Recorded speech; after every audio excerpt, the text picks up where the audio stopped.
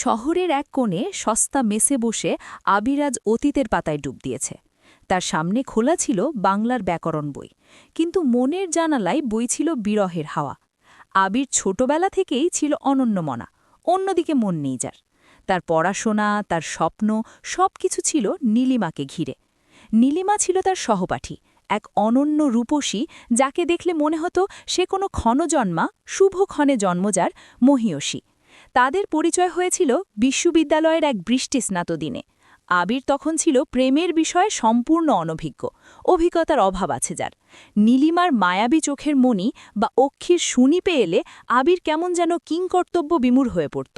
সে নীলিমাকে তার মনের কথা বলতে চাইত, কিন্তু লোকলজ্জার ভয়ে তা সব সময় অব্যক্ত, যা প্রকাশ করা হয়নি, রয়ে যেত।